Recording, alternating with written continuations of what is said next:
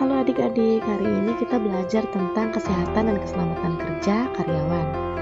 Kesehatan dan keselamatan kerja karyawan ini menyangkut beberapa aspek, yaitu kesehatan lingkungan hotel, kesehatan personal karyawan, pencegahan kecelakaan yang mungkin terjadi, serta penanganan dan penanggulangannya.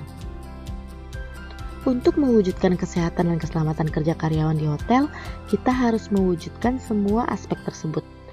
Semua aspek tersebut berhubungan dan saling mempengaruhi antara satu dengan yang lainnya. Kesehatan lingkungan hotel. Yang pertama itu adalah lokasi. Lokasi terhindar dari pencemaran zat kimia, fisika, dan pencemaran bakteri dan tidak terletak di daerah banjir. Selain itu, hal yang perlu diperhatikan oleh pihak hotel adalah lingkungan.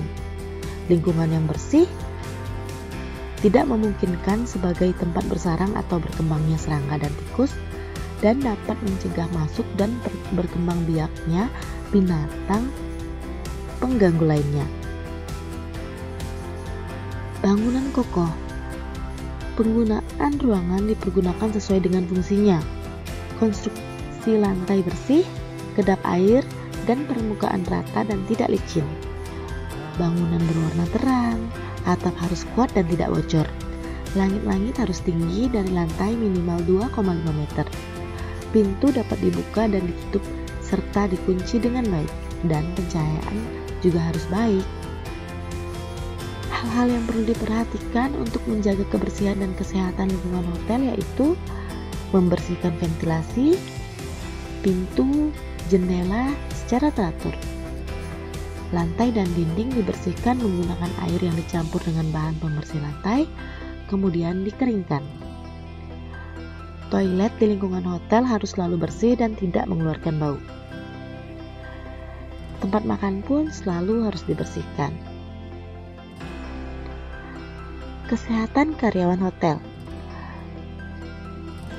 Kesehatan dari para karyawan atau pelaksana pelayanan ini dapat digunakan sebagai daftar periksa dan umumnya merupakan suatu peraturan dan ketentuan bagi karyawan atau pelaksana pelayanan pada waktu melaksanakan tugas pekerjaannya, seperti penampilan yang segar, bersih, rapi, rambut harus tersisir rapi, gigi harus bersih, kulit sebaiknya tidak kering, dan nafas tidak berbau.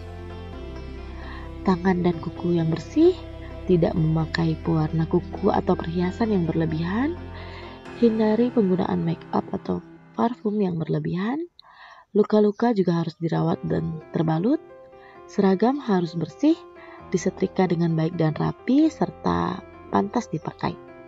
Sepatu sesuai dengan warna yang ditentukan, bersih dan mengkilat. Nah, faktor penyebab terjadinya kecelakaan kerja di hotel yaitu seperti faktor manusia.